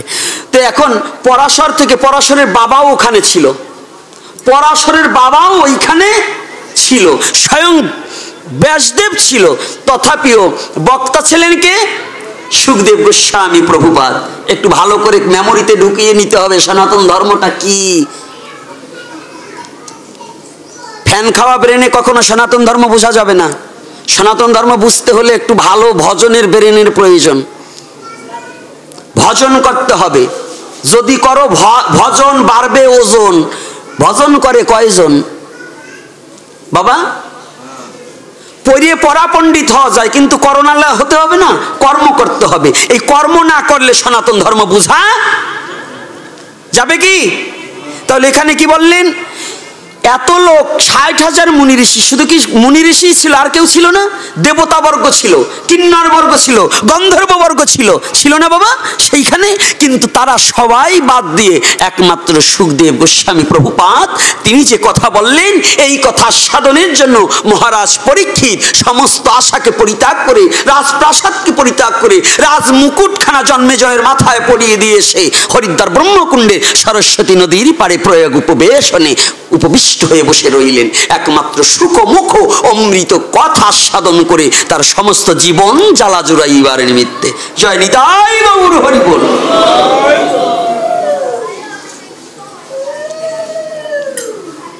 সাধনা করছে, এদিকে মা টের পেয়েছে কে যেন আসতেছে। মা অপেক্ষায় গনছে যে ব্যাসদেবের কাছে বললেন, ঠাকুর আমি না মা হতে চলছি। ব্যাসদেব আনন্দে নেচে উঠলেন, বাহ পরম সৌভাগ্য, আবার তুমি যদি মা হও আমি তো পিতা হব। তাহলে শোনো, আমাদের কর্তব্য কি জানো? আমার পিতা হতে হলে আমি এমন একজন পিতা হতে চাই যে পিতা পুত্রের গৌরবে গর্ববোধ মনে করি। পিতার গর্ভে, পুত্রের গর্ভে যেন আমি গর্ববোধ মনে করতে পারি। তাহলে সেটা কি করে সম্ভব? এসো শোনো, গীতাচি তুমি আমার একটা কথা নেবে মৃত্তিকা, আমার একটা কথা নেবে কি জানো কি? নিত্য নৈমিত্য আমি অহর্নিশি তোমার কাছে আমার গোবিন্দ লীলামৃত কথা সাধন করাইব। কি শোনাবো? তখন কিন্তু লেখাজোকা ছিল না আপনাদের, যেই যতজন এখানে তো পাঠক, আমার রতন বাবা পাঠক আছে, মাস্টার মশাই পাঠক আছে, আরো হয়তো আমার অজানা অনেক পাঠক আছে। কোন শাস্ত্রে পেয়েছেন যে সুখদেব অমুক জায়গায় পাঠশালায় গেছিল? আছে নাকি? মহাপ্রভু পাঠশালায় গেছে, এটা সিদ্ধান্ত আছে। কৃষ্ণ লেখাপড়া করছে, এটা সিদ্ধান্ত আছে। ব্যাসদেবেরও বিদ্যাগুরু আছে, কিন্তু বৈশিষ্ট্যের বিদ্যাগুরু আছে, কিন্তু কোন শাস্ত্রে পাওয়া যায়নি সুখদেব গোস্বামী একদিনের জন্য কোন শাস্ত্র অধ্যয়নের জন্য কারো কাছে গিয়েছে। গেছে কি পাঠক মহাশয়রা? কথা বলেন না কেন? কি গেছে নাকি? যায়নি। তাহলে সে এত বড় ভাগবত ভক্ত হলো কি করে? আপনারা তো আজকাল ওই টাইটেল দেখে পাঠক ঠিক করেন। কি আমরা কি টাইটেল দেখে পাঠক ঠিক করি না? হ্যাঁ, MA BA কাব্যতীর্থ ভক্তি শাস্ত্রী ভক্তি ভক্তি ভারতী, মানে একেবারে টাইটেল যার যত বেশি তারে আইনে উঠোই দেয় ব্যাসাসনে। শাস্ত্রে বলছে ওই টাইটেল থাকলে ব্যাসাসনের অধিকারী নয়, তার ভক্ত হতে এবং ভক্তি পরায়ণতা হতে হবে। শাস্ত্রে বলছে সাধুমুখে হরি কথা। সাধুমুখে অর্থাৎ যার আহার বিহার শুদ্ধ আছে, যে ভগবানের নিত্য নৈমিত্য ভগবানের সেবায় ব্রতী আছে, সেই ব্যক্তি একমাত্র কৃষ্ণ কথা বলার অধিকারী। তাছাড়া ব্যাসাসন উপবেশন করার অধিকারী কারো আহার বিহার শুদ্ধ থাকার প্রয়োজন আছে কিনা বাবা? ভাগবত সাক্ষী দিচ্ছে, আমি বলছি না। তো এইবার সুখদেব গোস্বামী মাতৃগর্ভে যখন এসেছে, ব্যাসদেব কি বলছে? মা গীতাচির কাছে কৃষ্ণ কথা বলছে। শুনছে কে? মা। আর বলছে কে? মহামুনি ব্যাসদেব। আজকে ব্যাসদেব বলছে, কিন্তু সুখ ওই যে সূক্ষ্ম রূপে মাতৃগর্ভে থেকে মায়ের কর্ণ দিয়ে বসে বসে ওই কৃষ্ণ কথা সাধন করছে, আর বলছে পরম সৌভাগ্যবান আমি, কারণ আমি এমন একটি জায়গায় আশ্রয় পেয়েছি যেখানে আশ্রয় পেয়ে আমার গোবিন্দ কথামৃত রসে আমি ডুবে থাকতে পারছি। সুখদেব আনন্দে ধরছে না। 16 বছর থাকছিল কেন? 14 বছর তো থাকতে পারতো, কি 12 বছর থাকতে পারতো না? কোন কোন পাঠক বলে নাকি যে 12 বছরও ছিল, কোন কোন শাস্ত্রে বলে 12 বছরের কথা বলা আছে। ওইখানে টাইপের ভুল আছে, প্রেসে অনেক সময় ভুল সিদ্ধান্ত থাকতে পারে। কারণ কি তাই শুনুন, চৈতন্য ভাগবত আসছে পরে, আর তার আগের গ্রন্থ ফলো করতে হবে। সেই ফলো করতে হবে কোথায়? রাধা বিনোদ গোস্বামীর যে ভাগবত, তাতে কিন্তু এই সিদ্ধান্ত দেওয়া নেই। আর সারা পৃথিবী বিদিত হচ্ছে রাধা বিনোদ গোস্বামীর ভাগবত, নাকি? আচ্ছা, পুরাণে কি বললেন? পুরাণেও কিন্তু 16 বছরের কথা উল্লেখিত করা হয়েছে।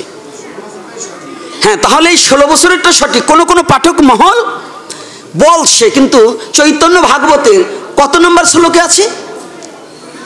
ওখানে তো সুখদেবের কথা থাকার কথা না, কারণ চৈতন্য ভাগবত হচ্ছে শ্রীমান মহাপ্রভুর কথা। চৈতন্য ভাগবত হচ্ছে মহাপ্রভু লীলা সম্বন্ধে অবগত, নাকি? চৈতন্যদেবের কথা যেখানে হয় তাহা বলা চৈতন্য ভাগবত। তো এখানে শাস্ত্রের কোথায় কখন সময়ের সাথে তাল মিলিয়ে শাস্ত্রটাকে আমার বুঝে নিতে হবে, নাকি বাবা? সময়ের সাথে আমার শাস্ত্রের মিল রাখতে হবে না? তো এখন শাস্ত্রে কি বলেছেন? যখন 16 বছর রইলেন, কেন সুখদেব আসছে না পৃথিবীতে? কেন আসছে না?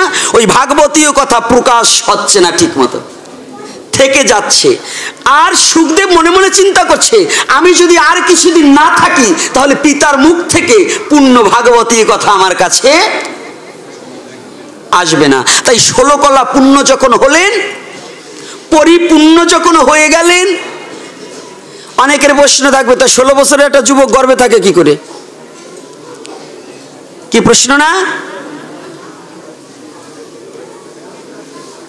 পারে। এই স্বাভাবিক লোক যারা দেখছেন, একটা হাঁসে যখন ডিম পাড়ায়, ওই ডিম পাড়ানোর সাথে সাথে কিন্তু শক্ত থাকে না, ওটা কি থাকে? সফট থাকে, নরম, তাই না? যখনই বাতাস লাগে তখন ওই চারাটা শক্ত হয়ে যায়। তো সূক্ষ্ম দেহ নিয়ে মাতৃগর্ভে 16 বছর নয়, 16,000 বছরও থাকা যায়। তখন এই দেহ নিয়ে নয়, এই দেহ নিয়ে নয়, সূক্ষ্ম দেহ, যাহাই চর্মচক্ষে দর্শন করা যায় না। সেটা কেমন করে? শ্রীমদ্ ভগবত গীতায় বললেন, একটা কেশগ্র 10,000 ভাগ করলে যত সূক্ষ্ম হয়, তত সূক্ষ্ম রূপে পরমাত্মা রূপে প্রত্যেকটা জীবের মাঝে বিরাজি হিতায়। তাহলে গীতার কথা সত্য। আর এখানে সূক্ষ্ম দেহ নিয়ে মাতৃগর্ভে সুখদেব ছিল 16 বছর। যখন ছিল, মা যখন ওই কানে শুনেছে, ওই গর্ভে থেকেই সন্তান, গর্ভে থেকেই মায়ের কান দিয়ে শুনেছে। কিন্তু আমাদের সনাতন ধর্মের সমস্যা হয়েছে কি, মায়ের এখন গর্ভবতী হলে হরি কথা শোনে না,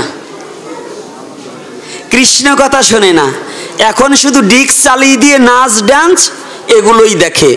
এজন্য আমাদের ছেলেরা ধর্মপরায়ণ হয় না।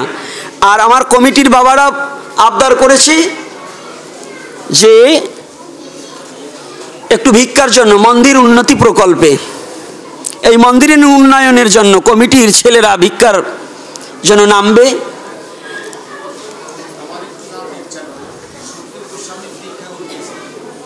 আগামী দিন দেব, আগামী দিন দীক্ষা, এবং এখনো জন্মাই দেইনি, আজকে আর জন্মাবো না।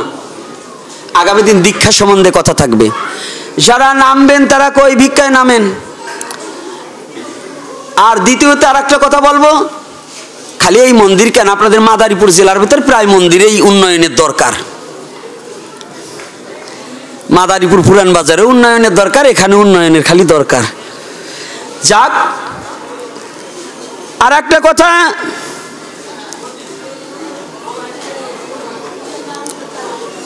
আর 5 মিনিট কি কথা বলবো? কারণ বাবারা ভিক্ষা করতেছে, যদি ওরা ভিক্ষার আগেই আমি যদি ছেড়ে দেই তাহলে বলবে গোসাই এই আমাদের ভিক্ষা করার সুযোগ করে দিল না, নাকি? বাবারা তাড়াতাড়ি, যে মায়েরা থালা নিয়ে বেরিয়ে যাও। দেখো, আবার এত বেশি যাওয়া ভালো না, কিন্তু এই যে যা করো এত ভালো না, কিন্তু এইটা কিন্তু ভিক্ষা করা না, মানে আমার এটা লাঞ্ছনা করা দেওয়া।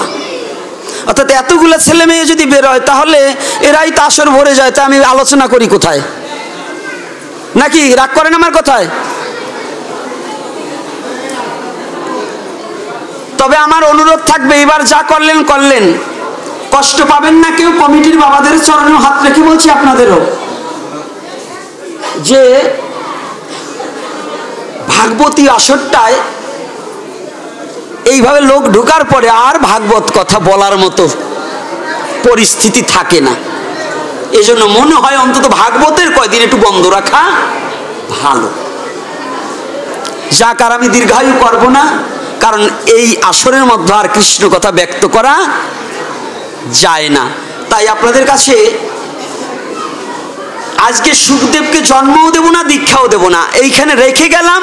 আগামী দিন সুখদেবের জন্ম এবং দীক্ষা গুরুকে। আর একটা কথা, আমার প্রশ্ন এখানে থেকে গেলে এই প্রশ্নের উত্তর আগামী দিন হবে। আর বক্সের দিকে আমি আর একটু বলবো, বাবাদের স্টান আর একটা, আর বক্সটাও একটু সার্ভিস যে দেবে সেজন্য একটু ভালো আসে। আর এখানে সনাতন মিডিয়া এবং আমার ছেলেরা আর একটা মিডিয়া খুলেছে, গোপী মিডিয়া 21। যদি আপনাদের ভালো লাগে মিডিয়াটা একটু সাবস্ক্রাইব করবেন, গোপী মিডিয়া 21। আর ওই যে আমার আর এক পাগল আসছে, সনাতন মিডিয়া, কৃপা।